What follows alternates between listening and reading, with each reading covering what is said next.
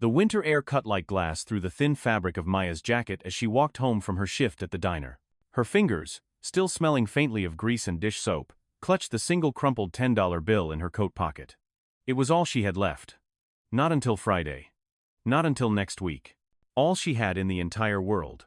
The streetlights flickered against the darkening sky, casting long shadows across the cracked pavement of Riverside Avenue. This neighborhood knew poverty intimately. It wore it like a second skin. Rusted chain-link fences. Boarded windows. Cars that hadn't run in years sitting on cinder blocks. Maya had lived here for 3 years now, in a studio apartment on the 4th floor of a building that should have been condemned decades ago. The elevator never worked. The heat came and went like an unreliable friend. But it was hers. Or at least, it would be if she could come up with last month's rent. $750. That's what the eviction notice taped to her door said she owed. $750 might as well have been $750,000. She'd been pulling double shifts at Murphy's Diner for weeks, but every dollar she made went straight into a black hole of bills and debt. The phone company. The electricity. The minimum payment on the credit card she'd maxed out paying for her mother's funeral 2 years ago. Maya was 23 years old, and she was drowning. She'd come to this city with dreams. Big, bright, impossible dreams. She was going to be a nurse, like her mother had always wanted. She was going to help people, save lives, make a difference. But life had other plans. Her mother got sick during Maya's senior year of high school. Cancer, fast and merciless. Maya dropped out to take care of her, working whatever jobs she could find. When her mother died, Maya was left with nothing but debt and memories, and a high school diploma she'd barely managed to finish. The city chewed up dreamers like her and spit them out. She'd learned that fast. In 3 years, she'd worked as a gas station attendant, a grocery store clerk, a dog walker, and finally landed at Murphy's Diner, where at least the tips were decent and Mr. Murphy let her take home leftover food sometimes. Not often enough to make a difference, but often enough to keep hope flickering. But here's what people didn't see when they looked at her: the steel underneath. The way she smiled at every customer, even when her feet screamed in protest. The way she still left pennies on the memorial bench where the homeless veteran Saturday. The way she'd split her lunch with the dishwasher's kid when the boy came by hungry after school. Maya had grown up watching her mother give away the last of everything, and somehow, even in poverty, even in desperation, that lesson had stuck. Her mother used to say, "Baby, we might not have much, but we always have enough to share. That's what makes us rich." Maya had rolled her eyes at 14, embarrassed when her mother gave their dinner to the neighbor whose electricity got shut off. But now, at 23, with her own electricity hanging by a thread, she understood. Kindness wasn't something you did when you had extra. It was something you did especially when you didn't. The parking lot stretched before her, a vast emptiness of potholes and broken asphalt. This was the shortcut. Through the abandoned lot, across the railroad tracks, then 2 blocks to her building. It saved her 15 minutes, and 15 minutes meant 15 more minutes off her feet. 15 more minutes before she had to face that empty refrigerator and decide which corner of hunger she'd sleep in tonight. The lot had been empty for years, ever since the warehouse burned down. Now it was just a graveyard of broken concrete and weeds pushing through cracks. During the day, teenagers used it as a basketball court, playing on a hoop with no net. At night, it belonged to shadows and silence, and people who had nowhere else to go. That's when she heard it. A low groan. Guttural. Pain wrapped in sound. Maya stopped, her breath forming clouds in the frozen air. Every instinct told her to keep walking. This neighborhood didn't reward curiosity. People minded their business and lived longer for it. Just last month, someone got stabbed 3 blocks over for looking at the wrong person. The police came, asked questions nobody answered, and left. That's how it worked here. You survived by staying invisible. But something pulled at her, some invisible thread that her mother had woven into her soul years ago. Her mother's voice, clear as if she were standing right there. When someone's hurting, you don't look away, Maya. You don't ever look away. She turned toward the sound. Behind a rusted dumpster, collapsed against the cold concrete, was a man. But not just any man. Even in the dim light, Maya could see the leather vest, the patches, the insignia that made her blood run cold. Hell's Angels. The skull and wings were unmistakable, stitched in vivid detail across his back. His arms were covered in tattoos, thick black ink that seemed to writhe in the shadows. Eagles and crosses and names and dates. A Harley-Davidson motorcycle lay on its side nearby, chrome gleaming in the streetlight, expensive and powerful, and completely out of place in this forgotten lot. The man's face was pale, twisted in agony. Blood seeped through his fingers as he clutched his left arm. His wallet lay open beside him, empty. Credit cards scattered like fallen leaves. A cell phone, screen shattered, lay just out of reach. Maya should have run. Every survival instinct she possessed screamed at her to turn around and disappear into the night. Hell's Angels meant trouble. Everyone knew that. They were outlaws, criminals, dangerous men who lived by their own code. The kind of people you crossed the street to avoid. The kind of people who showed up in news reports about bar fights, and drug busts, and violence. She'd heard stories. Everyone had. About how they protected their territory. About how they handled disrespect. About codes and retribution and loyalty that ran deeper than blood. The patches on that vest weren't just decoration. They were a warning. A declaration. A line drawn in the sand that said, "We are not like you, and you don't want to cross us." But then the man's eyes met hers. And in them, she saw something unexpected. Not threat. Not violence. Just pain. Raw, human pain. The kind that transcended leather and ink and reputation. The kind that reduced everyone to the same basic truth. We all bleed. We all hurt. We all need help sometimes. "Please," he rasped, his voice barely audible. "They took everything. Can't call anyone." His breathing was shallow now, rapid. The blood was pooling, more than seemed right. This wasn't just a scrape. This was serious. Maya had seen enough injuries working at the diner to know when something was bad. And this was bad. Maya's hand tightened around the $10 in her pocket. $10 that was supposed to buy her 3.99 frozen dinners and a loaf of bread. $10 that was supposed to keep her alive until Friday when she got paid. $10 that stood between her and complete destitution. Without it, she wouldn't eat. Not tomorrow. Not the day after. She'd be hungry, really hungry, the kind of hunger that made your hands shake and your thoughts go fuzzy. She'd been there before.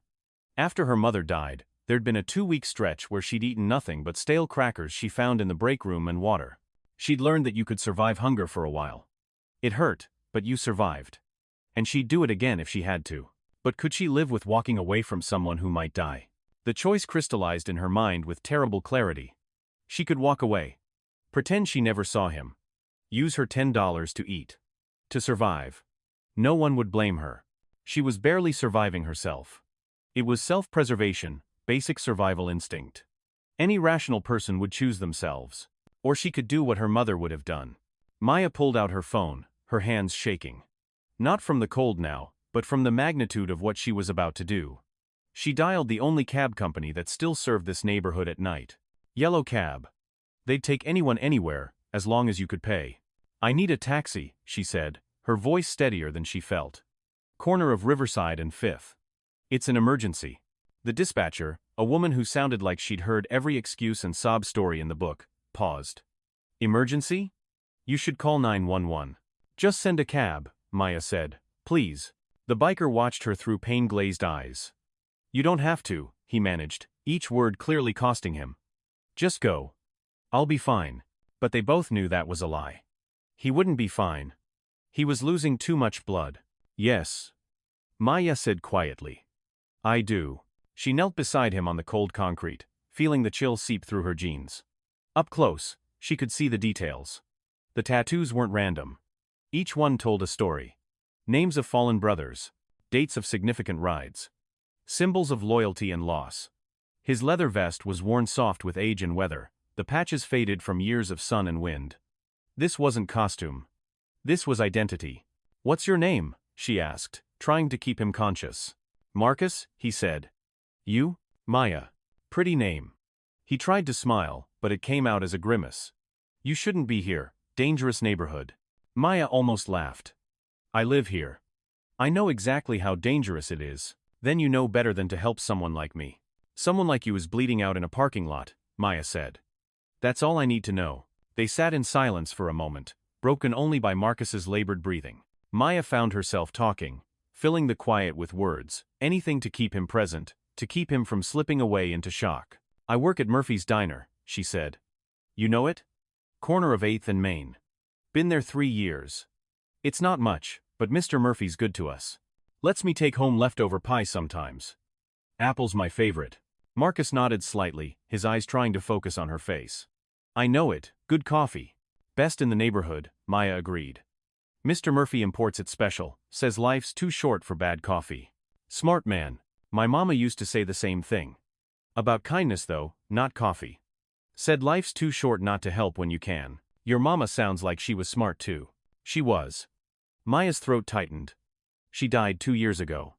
Cancer. I'm sorry. Me too. The taxi arrived 12 minutes later, though it felt like hours. 12 minutes during which Maya stayed beside this stranger, this terrifying stranger with his leather and his tattoos and his bleeding arm, and talked to him. About nothing. About everything. About the weather and the diner and the way the streetlights made shadows dance. About her dreams of nursing school, even though she knew those dreams were dead now. About his bike, a 1973 Harley that he'd rebuilt from scratch. Anything to keep him conscious. Anything to keep the fear at bay. Because Maya was afraid. Not of Marcus anymore, but for him. Somewhere in those 12 minutes, he'd stopped being a Hell's Angel and become just a person. Just someone who needed help. The cab driver's eyes widened when he pulled up and saw the scene. A young black woman kneeling beside a Hell's Angel in a pool of blood. The driver, a middle-aged man with tired eyes, nearly drove away. Wait. Maya called out, jumping up. Please. He needs a hospital. The driver looked from her to Marcus, and back again. I don't know about this, he said slowly. That's a Hell's Angel. I pick him up, his people might think I was involved.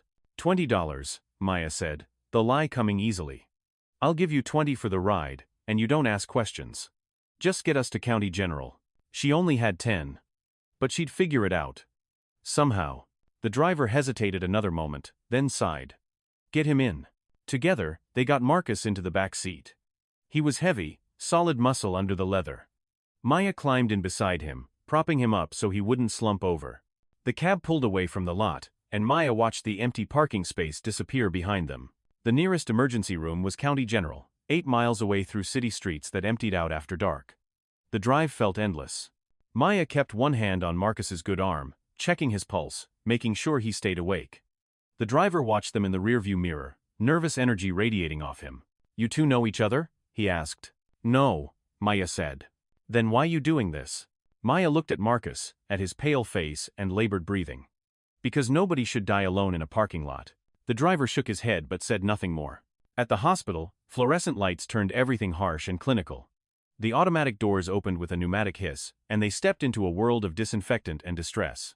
The waiting room was full. A woman holding a crying baby. An old man clutching his chest. A teenager with a broken arm.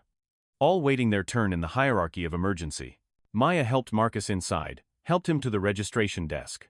The nurse, a tired woman with kind eyes and gray-streaked hair pulled back in a tight bun, took one look at the blood and moved them to the front of the line. What happened? She asked, fingers already flying over a keyboard. He was jumped, Maya said. 3 guys. They took his wallet, his phone. Left him bleeding. The nurse nodded, professional and efficient. She'd seen worse. She saw worse every night. Name? Marcus, he managed. Last name? He mumbled something. The nurse wrote it down. Insurance? Marcus tried to speak, but Maya jumped in. He'll sort that out. Just help him. Please. The nurse's eyes met Maya's, a moment of understanding passing between them. 2 women who knew what it meant to care. Bring him back, she called to an orderly. They took him through double doors, marked staff only, and suddenly Maya was alone in the waiting room. The adrenaline that had carried her this far began to fade, leaving behind exhaustion and reality. She'd just spent her last $10 on a cab. Well, not even spent it. Promised it. And she still owed the driver 10 more. Maya walked back outside, where the cab was still waiting. The driver looked at her expectantly. I only have 10, she admitted, pulling out the crumpled bill. I'm sorry. I know I said 20. The driver looked at the money, then at her face. You used your last $10 to help that guy? Maya nodded. The driver was quiet for a long moment. Then he took the bill. Keep the change, he said, and drove away before Maya could respond. She stood in the parking lot, stunned. $10 gone. But somehow, the weight of it felt different than she'd expected. Lighter, maybe. Like she'd traded money for something else. Something she couldn't name but could feel settling into her chest. Maya went back inside. She found the billing window, a small cubicle with glass between her and the world. The clerk behind it was young, maybe only a few years older than Maya, with a name tag that said Jennifer. I need to pay something on account for Marcus, Maya said. She didn't even know his last name. The Hell's Angel they just brought in. Jennifer looked up from her computer, surprise evident on her face. You want to pay for him? I don't have much, Maya admitted. But I want to help. She pulled out the $3.67 she had left in her pocket. Coins she'd been saving for the bus. 3 crumpled ones she'd found in her jacket. It was ridiculous, pathetic even. What would $3.67 do against a hospital bill that would run into thousands? But it was all she had. And she wanted to give it. Jennifer stared at the money for a long moment. Then she looked at Maya, really looked at her. Saw the diner uniform under the thin jacket. The exhaustion etched into young features. The worn shoes with cardboard in the sole to cover a hole. The way her hands trembled, whether from cold or hunger or fear. Where do you work? Jennifer asked softly. Murphy's Diner. I'm a waitress. Jennifer nodded slowly. Keep your money, she said, pushing it back across the counter. We'll bill him directly. The doctors'll patch him up regardless. But Maya shook her head. No. I want to help. Really help. Even if it's just a little. Something in her voice must have struck a chord. Jennifer took the $3.67 and made a notation in the computer. Okay, she said. I'll mark it as a charitable contribution to his account. Maya nodded and turned to leave. But Jennifer called after her. Hey! What you did tonight? That was really something. Maya didn't know what to say to that, so she just smiled and walked away. The walk home took 3 hours. 8 miles through neighborhoods that got progressively worse. No bus money meant walking. No phone charge meant no light beyond the street lamps. Maya walked with her arms wrapped around herself, trying to conserve heat, trying to make her body small and invisible. The city at night was a different creature. Shadows moved in alleys. Groups of men stood on corners, watching her pass. She heard shouts and laughter and once, the sound of breaking glass. But she kept walking. Head down. Eyes forward. The universal language of don't mess with me, I have nothing worth taking. By the time she reached Riverside Avenue, her feet were blistered and numb. She could barely feel her fingers. The cold had seeped through every layer until it lived in her bones. 4 flights of stairs might as well have been 40. She climbed them slowly, holding the railing, pulling herself up 1 step at a time. The eviction notice mocked her from the door. Bright orange paper, official seal, deadline approaching. Inside, the apartment was dark and cold. She'd turned off the heat 3 days ago to save money. The refrigerator hummed its empty song. She opened it anyway, hope springing eternal. 1 expired yogurt. Half a jar of peanut butter. A shriveled apple. Maya ate the apple standing at the counter in the dark, too tired to even sit down. She chewed slowly, trying to make it last, trying to convince her stomach that this was enough. It wasn't. Her stomach cramped and growled and complained. But it would have to do. She collapsed onto her mattress on the floor, too tired even to cry. The mattress was a hand-me-down, stained and saggy. No frame, no box spring. Just foam and springs directly on the stained carpet. But it was soft after 12 hours on her feet, and right now, that was all that mattered. Maya stared at the water-stained ceiling, and wondered if she'd just made the biggest mistake of her life. She'd given away everything. Literally everything. $3.67 might not sound like much, but it was everything. It was bus fare to work tomorrow. It was a can of soup. It was survival. And for what? For a stranger who might not even remember her name. For a Hell's Angel who probably had money and resources she couldn't even imagine. For someone who lived in a world so far removed from hers, they might as well be from different planets. But then she thought about his eyes. The pain there. The humanity. And she thought about what her mother would say. Her mother, who'd given away their last meal more times than Maya could count. Her mother, who'd worked herself to death trying to help others. Her mother, who'd taught her that kindness wasn't a luxury for people with extra. It was a necessity for people with nothing. Baby, her mother used to say, when you got nothing, all you got is who you are. Don't let poverty take that from you. Don't let it make you hard. Stay soft, stay kind. That's the only wealth that matters. Maya had thought it was naive back then. Pretty words that didn't pay bills. But lying here in the dark, hungry and broke and facing eviction, she understood. She'd chosen who she was tonight. She'd chosen to be someone who helped. And whatever happened tomorrow, she could live with that choice. She fell asleep not knowing that this choice, this impossible choice, had just set in motion a chain of events that would shatter everything she thought she knew about the world. Morning came too soon. Maya woke to her alarm, The one that never failed because it was her only lifeline to her job. 4:30 in the morning, time to get ready for the breakfast shift. Her body protested every movement. Her feet screamed. Her stomach had given up growling and settled into a dull, persistent ache that she'd learned to ignore. She got ready in the dark, trying to save electricity. Brushed her teeth with cold water because the hot water heater was dying. Put on her uniform, the same one she'd worn yesterday, because laundry cost money. Tied her hair back in a neat bun. Applied the minimum makeup necessary to look presentable. Counted her steps, rationed her energy. This was survival. This was life at the poverty line. Every single action calculated. Every single resource stretched to breaking. The math of desperation done and redone in her head.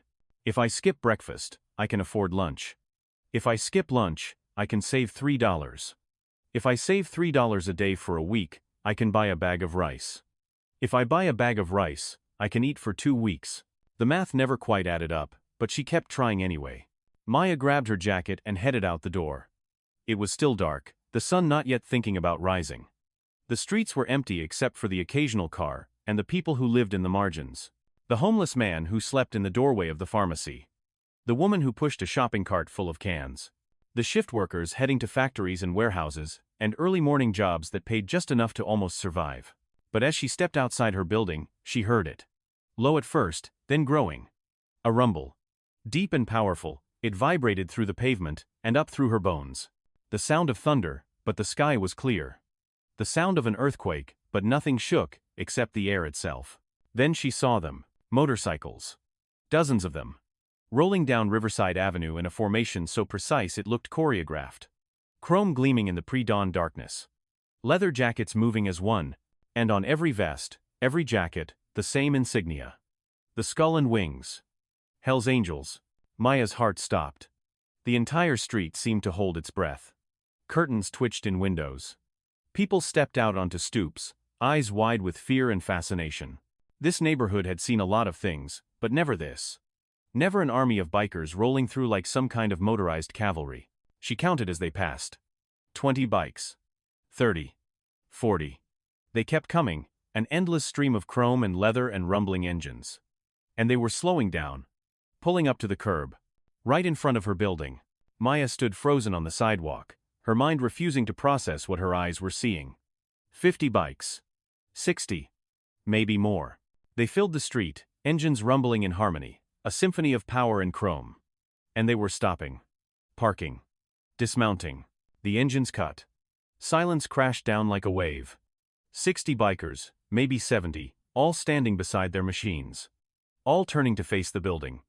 To face her, Maya's first thought was terror. They'd come for retribution. She'd helped one of theirs, but maybe that was wrong somehow. Maybe she'd broken some code she didn't understand. Maybe Hell's Angels didn't want help from outsiders. Maybe she'd insulted them somehow by intervening. Her second thought was confusion. Because they weren't moving aggressively.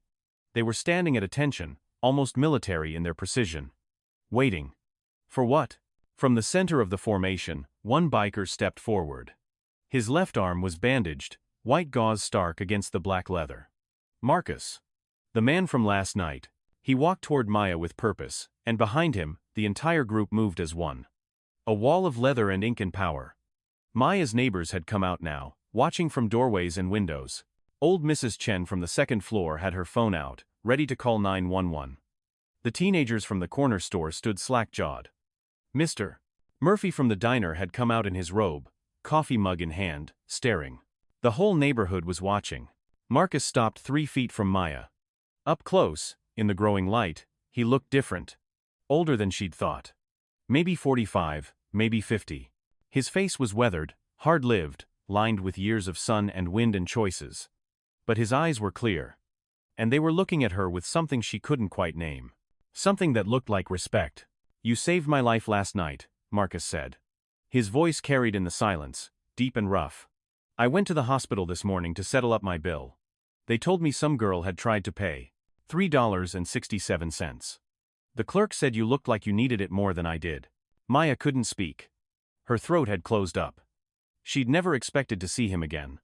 Never expected him to even know her name. I asked around, Marcus continued. Took me 3 hours, but I found out who you were. Maya Johnson. 23 years old. Works doubles at Murphy's Diner. Lives in apartment 4C. Behind on rent. Behind on everything. He paused, letting that sink in. Maya felt exposed, vulnerable. He knew things about her that she tried so hard to hide. The poverty. The struggle. The desperate edge she lived on. You gave me everything you had, Marcus said. You gave me money you needed to survive. Money you needed for food. For bus fare. For basics. You saw a stranger bleeding in a parking lot, and instead of walking away like any sane person would do, you stopped. You helped. You spent everything you had to save my life. Maya found her voice. Anyone would have done the same. No, Marcus said firmly. They wouldn't have. Most people see these patches and cross the street. They see Hell's Angels and they see criminals. Thugs. Dangerous men. They don't see human beings. But you did. You looked past the leather and the ink and the reputation, and you saw someone who needed help. He turned to face the assembled bikers. Brothers, he called out. Sisters. This is Maya Johnson. She's the reason I'm standing here. She's proof that heroes don't always wear capes or carry badges. Sometimes they wear diner uniforms and give away their last $3.67 because it's the right thing to do. A murmur ran through the group. Nods. Quiet affirmations. Maya saw faces she'd never expected. Men with gray beards. Women with kind eyes. Young people. Old people. People who looked like accountants, and people who looked like they'd spent time in prison. A community, a family. We take care of our own, Marcus said, turning back to Maya. That's the code we live by. Brothers and sisters, loyalty above all else. But we also believe in honoring debts. In respecting those who show respect. And in never forgetting kindness. He gestured, and two bikers moved forward. A man with a long gray beard, and a woman with tattoos covering her arms. They carried something between them. A large envelope, thick and heavy. Marcus took it and held it out to Maya. This is from all of us, he said. Every brother and sister here contributed. Some of us gave 100. Some gave 1,000. Some gave whatever they could. We wanted you to have it. Maya's hands shook as she took the envelope. It was heavy. Thick. She opened it with trembling fingers, her whole body vibrating with something between fear and hope and disbelief. Inside were bills. Hundreds of them. Neat stacks held together with rubber bands. More money than she'd ever seen in her life. More money than she'd ever imagined having. 20s and 50s and hundreds, stacked and bundled and impossible. $15,000, Marcus said quietly. Enough to pay your rent for a year. Enough to catch up on your bills. Enough to breathe. Enough to give you what you gave me last night. A chance. Maya couldn't breathe. Couldn't think. The numbers made no sense. $15,000. It was more than she made in a year. It was freedom. It was possibility. It was impossible. I can't, she whispered. Her voice cracked. I can't take this. It's too much. Yes, you can, Marcus said firmly. You did something for me that most people wouldn't do for their own family. You saw past the leather, past the reputation, past everything society told you about who I was, and you helped. That's worth more than money. But money's what we have to give. So take it. Use it. Build something with it. Tears streamed down Maya's face now, hot and fast. I just did what anyone should do, but they don't, said a woman's voice from the group. A biker with gray hair and warm eyes stepped forward. She was older, maybe 60, with laugh lines around her eyes and a presence that commanded attention. Most people don't. Especially not in this neighborhood. Especially not for one of us. You gave away everything for a stranger. That's not ordinary. That's heroism. The other bikers nodded. Some of them had tears in their own eyes. Men and women who'd lived hard lives, who'd seen the worst of humanity, who knew exactly what Maya's $3.67 meant. Marcus reached out and gently closed Maya's fingers around the envelope. There's more, he said. We're not just here to give you money. We're here to make a promise. You're under our protection now. Anyone messes with you, they mess with the Hell's Angels. You need something, you call us. Someone gives you trouble, you let us know. You're family now. You understand? Maya nodded, unable to speak through the tears. And one more thing, Marcus said, a smile finally breaking through his serious expression. We heard you want to go back to school. Nursing, right? That's what your neighbor misses. Chen told us when we asked around. Maya's eyes widened. She'd mentioned it once, to Mrs. Chen, years ago. A dream so distant it felt like fantasy. When her mother was sick, Maya had watched the nurses work. The way they cared. The way they made suffering bearable. She'd wanted that. Wanted to be that for other people. But community college cost money. Books cost money. Time away from work cost money. It was impossible. There's a scholarship fund in that envelope too, Marcus said. Another 10,000. Enough for tuition at the community college. Books. Supplies. Everything you need. We figured, if you're willing to help strangers in parking lots, you'd make a hell of a nurse. The world tilted. $25,000 total. Maya's knees buckled, and Marcus caught her, his strong hands keeping her upright. Around them, the bikers applauded, a sound like thunder returning. The neighbors, who had watched in stunned silence, began to clap too. Mrs. Chen was crying. Mr. Murphy was wiping his eyes. The teenagers were cheering. Maya looked up at Marcus through her tears. Why, she managed. Why all this? Marcus's expression softened, vulnerability showing through the tough exterior. Because 20 years ago, someone did something like this for me. I was in a bad place. Bad choices, bad company, headed for a bad end. And someone saw past all that. Gave me a chance. Showed me that kindness exists in the world, even for people like me. It changed my life. Changed everything. He paused, emotion thick in his voice. I swore that if I ever got the chance, I'd pay it forward. I'd be that person for someone else. You gave me that chance. You saw me as human when you had every reason not to. Now it's my turn. And when your chance comes, when someone needs help and you're in a position to give it, I hope you'll do the same. Maya understood then. This wasn't just about her. This was about a chain of kindness stretching back through time. Someone had helped Marcus. Now Marcus was helping her. And someday, she'd help someone else.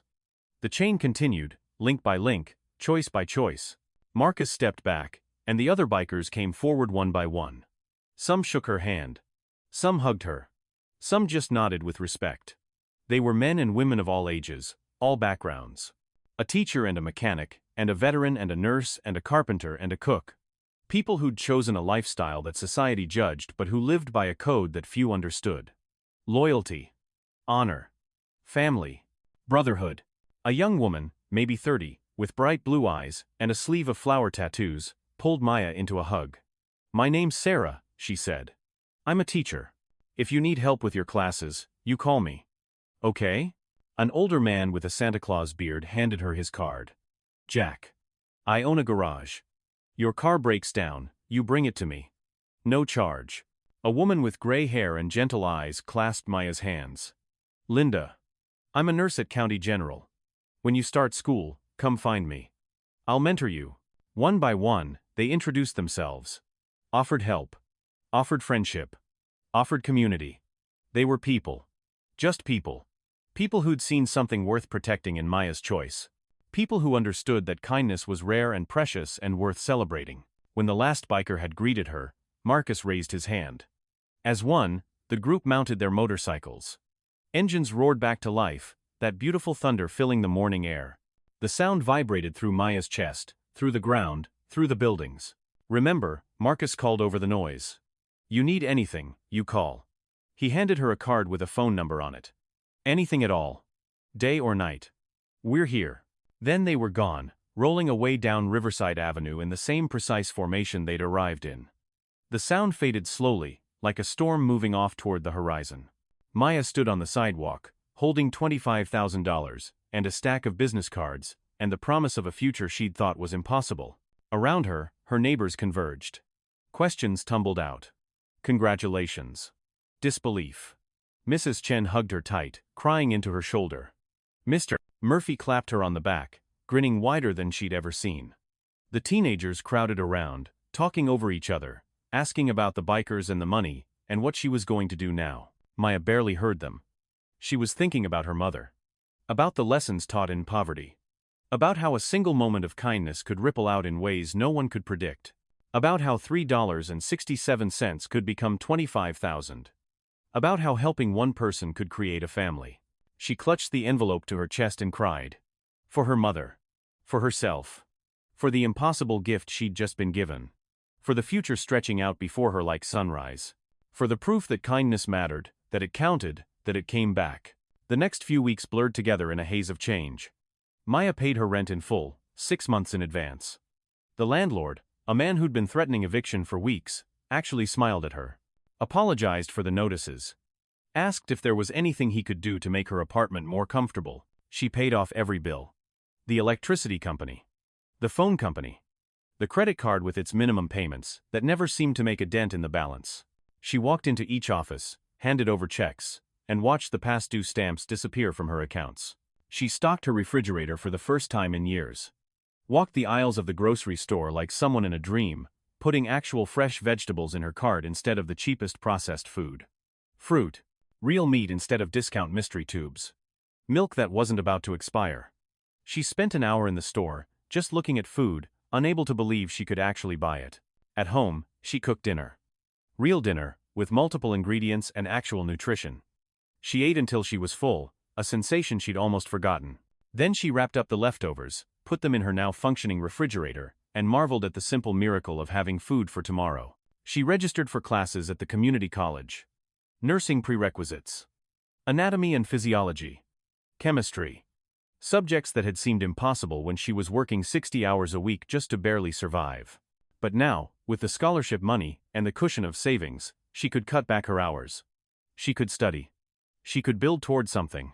The intake counselor, a woman named Dr. Martinez, looked at her transcript. High school diploma earned while working full-time and caring for a dying mother. Straight B's despite everything. "You're going to do great," Dr. Martinez said. "I can tell. You've got the discipline. The work ethic. The heart. That's what makes a good nurse. Not just knowledge, but care." Maya started classes 2 weeks later. Walking onto campus felt surreal. She'd driven past this place 1,000 times, always thinking it was for other people. People with money. People with families who supported them. People whose dreams were reasonable and attainable. But here she was. Carrying a backpack full of brand new textbooks. Wearing scrubs she'd bought with her own money, not scrounged or borrowed. Heading to her first anatomy class with excitement instead of exhaustion. The bikers kept in touch. Marcus called every week, just to check in. Not demanding, not intrusive. Just present. "How are classes going?" he'd ask. "You need anything?" And when she said no, "Thank you, I'm good," he'd say, "Good. But if that changes, you call." Some of the others stopped by Murphy's diner when she worked her reduced shifts. They'd order breakfast or lunch or coffee, stay for hours, leave massive tips. They spread the word that this was a place worth supporting. Business picked up. Mr. Murphy gave Maya a raise without her asking, told her she was the best waitress he'd ever had. But more than the money, more than the opportunities, what changed was how Maya saw herself.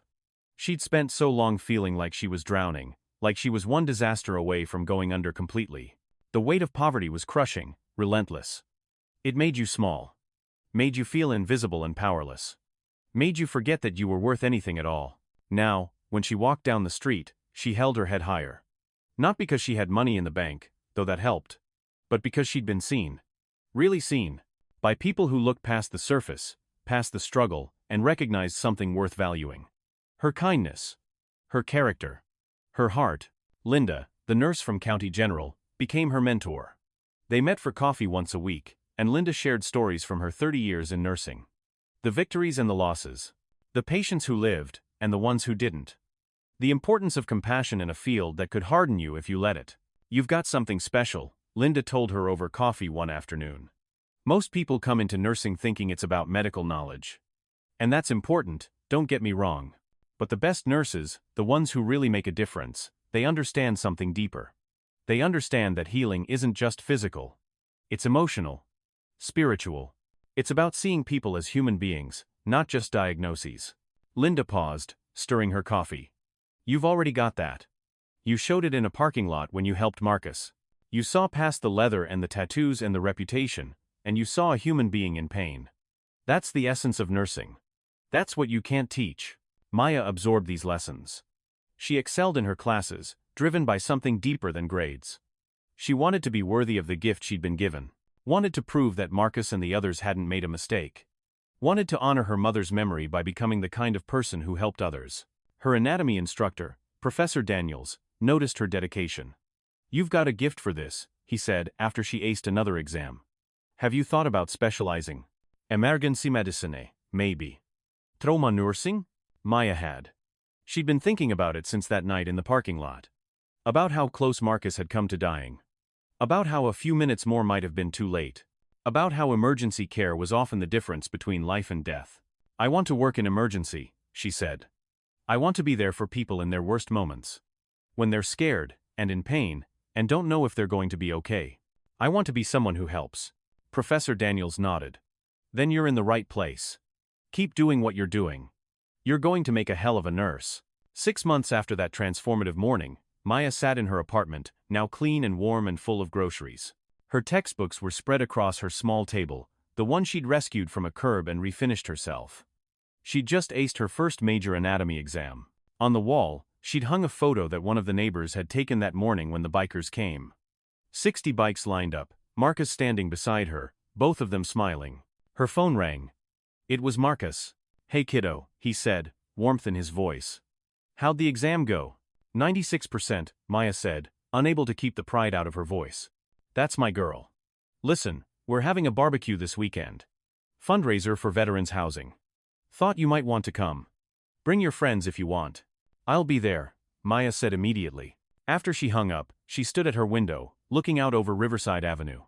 The same street that had felt like a prison 6 months ago, now felt like home. Not because it had changed, but because she had. She thought about that night in the parking lot. How close she'd come to walking past Marcus. How every logical thought in her head had screamed at her to keep her $3.67, to protect herself first. But something deeper, something her mother had planted like a seed years ago, had made her stop. Had made her choose compassion over survival. And that choice had saved 2 lives. Marcus's, yes.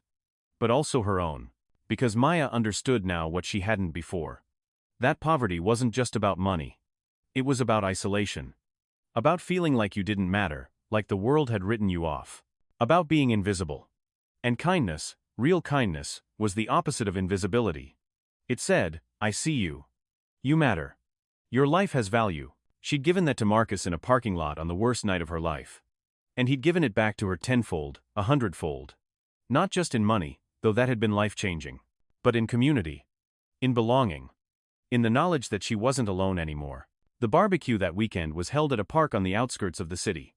Maya arrived to find 50 or 60 bikers already there, along with their families. Children ran around playing. Dogs barked. Music played from speakers set up under a tent. Grills smoked with burgers and hot dogs and ribs. Marcus saw her and waved her over. "Maya. Come here, I want you to meet some people." He introduced her to his wife, Angela, a woman with kind eyes and gray-streaked hair who hugged Maya like they were old friends. To his daughter, Melissa, a college student studying social work. To his grandchildren, twin boys who ran up and demanded to know if Maya had ever ridden on a motorcycle. "Not yet," Maya said, laughing. "Well, that needs to change," Marcus said. "Come on." He led her to his Harley, the same one that had been lying on its side that night in the parking lot. Now it gleamed. Chrome shining in the sunday. Marcus handed her a helmet. "You trust me?" he asked.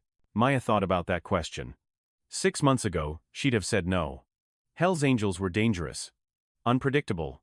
Not people you trusted. But now, looking at this man who'd changed her life, she knew the answer. "Yes," she said. "I trust you." They rode through the park, wind in their faces, engine rumbling beneath them. Maya felt free in a way she'd never experienced. Not free from responsibility or struggle, but free from fear. Free from the weight of isolation. Free in the knowledge that she mattered, that she had people who cared, that she wasn't facing the world alone. When they returned, Sarah, the teacher biker, pulled Maya aside. "I have something for you," she said. She handed over a small box. Inside was a necklace. A simple silver chain with a pendant. The pendant was shaped like a pair of angel wings. "We had these made," Sarah explained. "For people who embody what we believe in. Loyalty. Honor. Kindness. You're one of us now. Not a full member, that's a whole different thing. But family. This is to remind you that you're never alone." Maya put on the necklace, feeling the weight of it against her chest. A symbol, a reminder, a promise. The fundraiser raised $12,000 for veterans housing. Maya watched as people she judged as dangerous criminals organized a charity event with the precision of professionals. They auctioned off donated items. They sold barbecue plates. They collected donations. And at the end of the day, they handed over a check to the local veterans organization. This is what we do, Marcus explained as they cleaned up afterward. Yeah, we ride. We wear leather. We live by our own code. And some of us have done things we're not proud of, but we're also a community.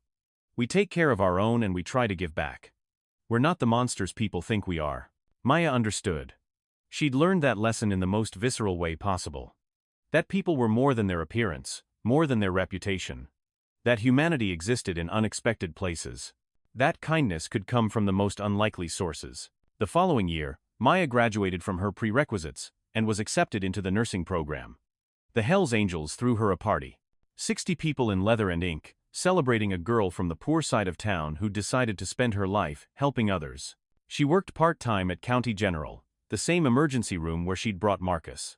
The nurses there remembered her, the girl who'd given everything to help a stranger. They became her mentors, her friends. They saw in her what Marcus had seen, someone who'd chosen kindness when kindness cost everything. Linda took Maya under her wing, teaching her the practical skills that textbooks couldn't convey. How to start an IV on a difficult patient. How to comfort someone in pain. How to deliver bad news with compassion. How to stay human in a job that could dehumanize you if you let it. You're a natural, Linda said one night after a particularly difficult shift. You have the knowledge, but more importantly, you have the heart. That's what makes the difference. Maya absorbed everything. She learned to read vital signs and administer medications and assess conditions. But more importantly, she learned to see patients as people. To recognize that behind every medical case was a human being with fears and hopes and a story. She treated the homeless man with infected wounds from sleeping on the street. She held the hand of the woman who'd overdosed, talking her through the terror of withdrawal. She comforted the child with a broken arm, making jokes until the fear left his eyes. She saw Marcus in every patient. A human being who needed help.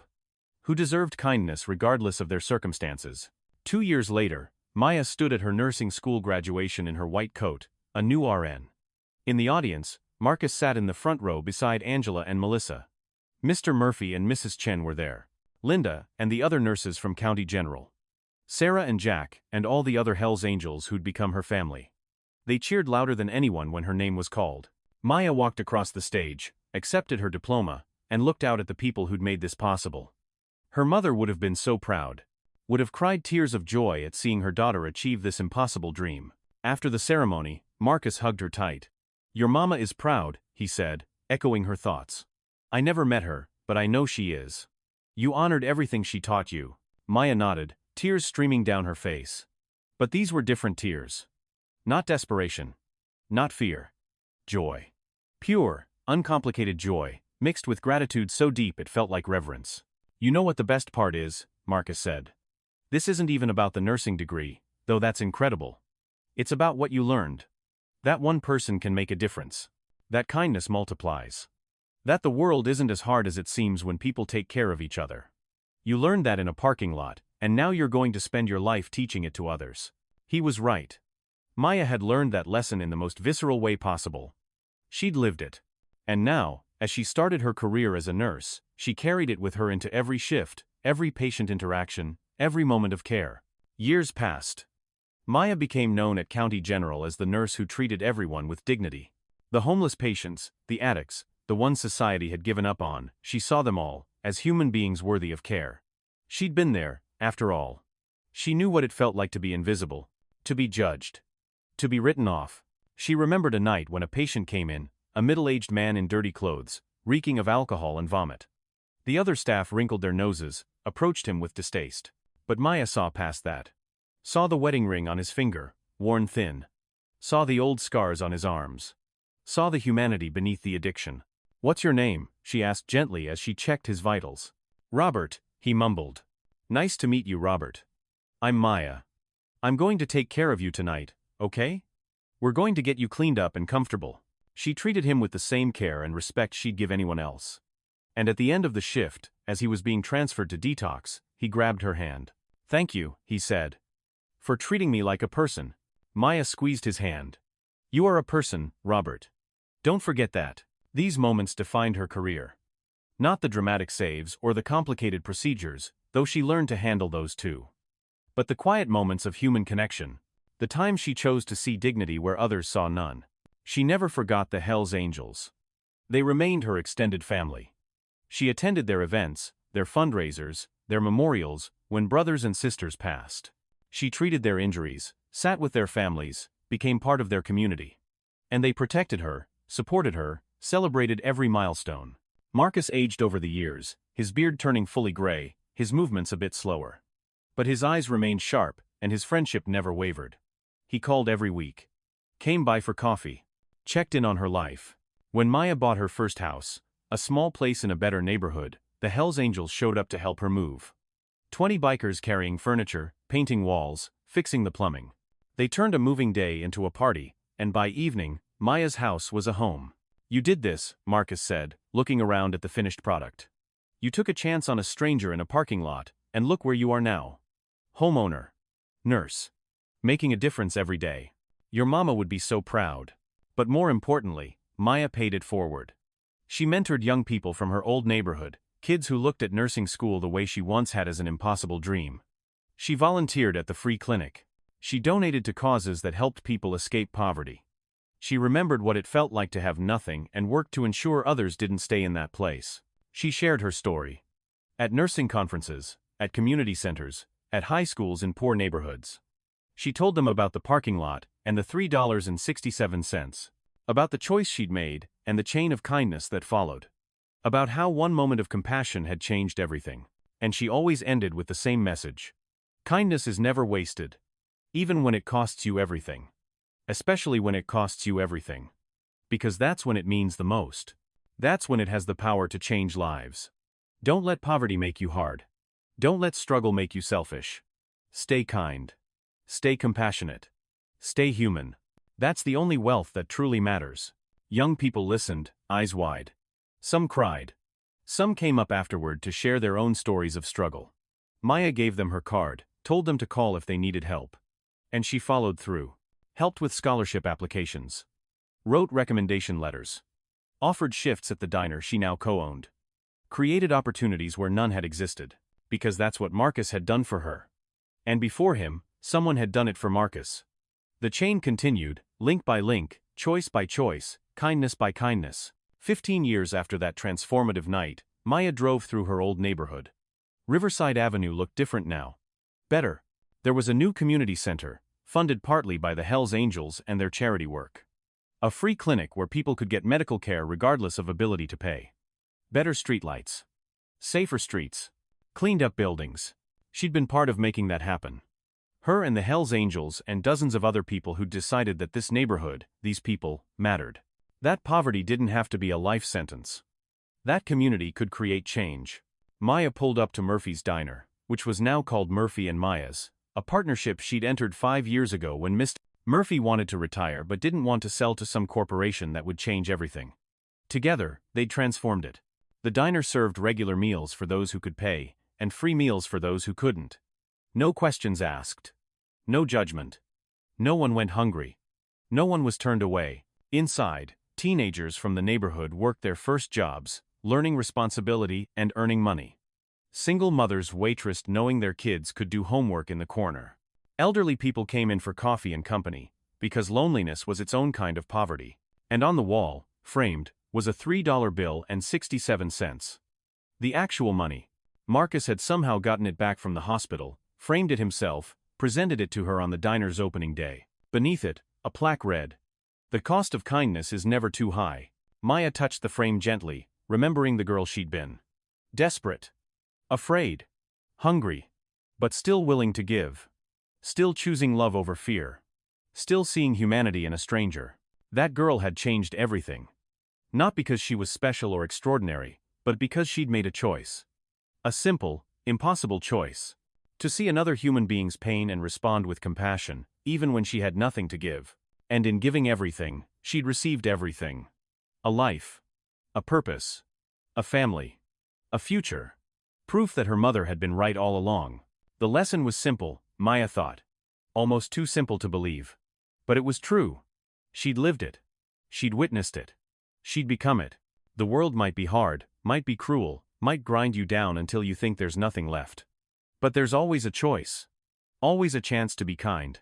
To help. To see the humanity in others. And sometimes, if you're very lucky, that kindness comes back. Not because you expect it. Not because you deserve it more than anyone else. But because kindness has a way of multiplying. Of rippling out across time and space. Of finding its way home. Maya smiled, thinking of the girl she'd been, and the woman she'd become. She thought of Marcus, still writing, still calling, still part of her life after all these years. She thought of every patient she'd helped, every person she'd treated, every life she'd touched. She thought of the chain of kindness stretching back through time and forward into the future. And she knew, with absolute certainty, that her mother had been right. Kindness was never wasted. Even in poverty. Even in desperation. Even when it cost everything. Especially then. Because that's when it mattered most. That's when it had the power to change the world. One person, one moment. One choice. $3.67 and a willing heart. It was enough to save a life. And in saving his, she'd saved her own. The diner's neon sign flickered on as evening fell. Through the window, Maya could see her staff setting up for the dinner rush. Regular customers filing in. New faces finding their way. On the street, a motorcycle rumbled by a lone rider this time, raising a hand in greeting as he recognized her standing there. Maya waved back. Then she walked into her diner, into her life, into the future she'd built one act of kindness at a time. The world was hard. But it was also full of grace. You just had to be willing to see it. To be it. To give it away even when you had nothing left. Because that's when it mattered most. That's when it multiplied. That's when it came back to you in ways you never imagined. And now, Maya spent every day passing that gift on. To patients who felt invisible. To neighbors who struggled. To anyone who needed to know they weren't alone, that they mattered, that someone saw them. Just as she'd seen Marcus on that cold night in a parking lot, just as he'd seen her in return. 2 lives saved by one choice. One impossible, beautiful, life-changing choice. And the chain continued. Link by link. Heart by heart. Choice by choice. Because kindness was never wasted. Love always returned. And sometimes, when you gave away everything, you received the world.